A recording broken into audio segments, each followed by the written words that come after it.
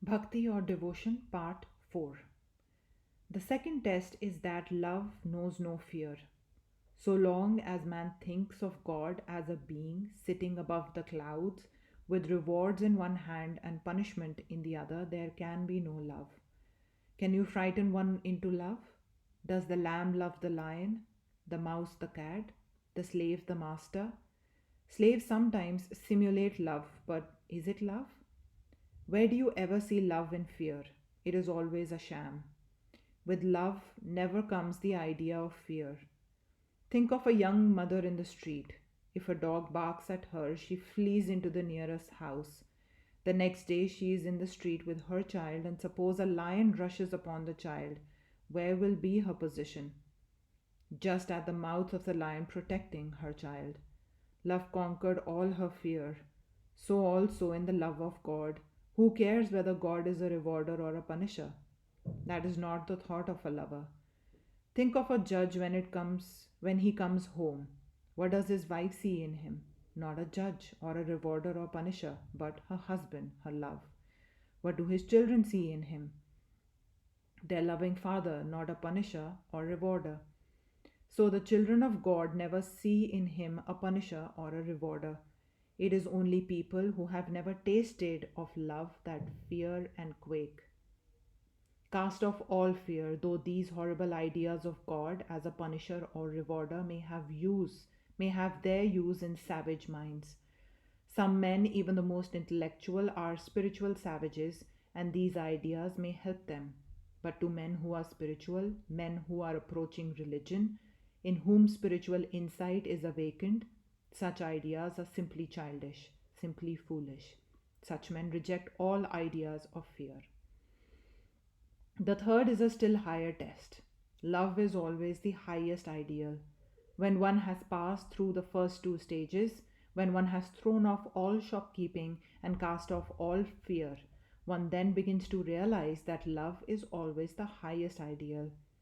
How many times in this world we see a beautiful woman loving an ugly man? How many times we see a handsome man loving an ugly woman? What is attraction? Lookers on only see the ugly man or the ugly woman, but not so the lover. To the lover, the beloved is the most beautiful thing that ever existed. How is it? The woman who loves the ugly man takes, as it were, the ideal of beauty which is in her own mind and projects it on this ugly man. And that she worships and loves is not the ugly man but her own ideal. That man is, as it were, only a suggestion, and upon that suggestion she throws her own ideal and covers it, and it becomes her object of worship. Now, this applies in every case where we love. Many of us have very ordinary looking brothers and sisters, yet the very idea of their being brothers and sisters make them so beautiful to us. The philosophy in the background is that each one projects his own ideal and worships that. This external world is only the world of suggestion. All that we see, we project out of our own minds. A grain of salt gets washed into the shell of an oyster and irritates it. The irritation produces a secretion in the oyster which covers the grain of sand, and the beautiful pearl is the result. Similarly, external things furnish us with suggestions over which we project our own ideals and make our objects. The wicked see this world as a perfect hell, and the good as a perfect heaven. Lovers see this world as full of love, and haters as full of hatred. Fighters see nothing but strife, and the peaceful nothing but peace. The perfect man sees nothing but God. So we always worship our highest ideal, and when we have reached the point when we love the ideal as the ideal, all arguments and doubts vanish forever. Who cares whether God can be demonstrated or not? The ideal can never go because it is a part of my own nature.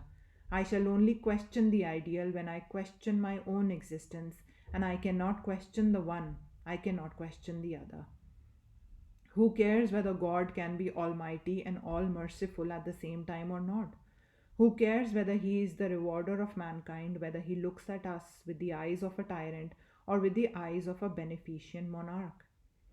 The lover has passed beyond all these things, beyond rewards and punishments, beyond fears and doubts, beyond scientific or any other demonstration. Sufficient unto him is the ideal of love, and it is not self evident that this universe is but a manifestation of this love. What is it that makes atoms unite with atoms, molecules with molecules, and causes planets to fly towards each other? What is it that attracts man to woman, woman to man, and animals to animals, drawing the whole universe as it were towards one center? It is what is called love.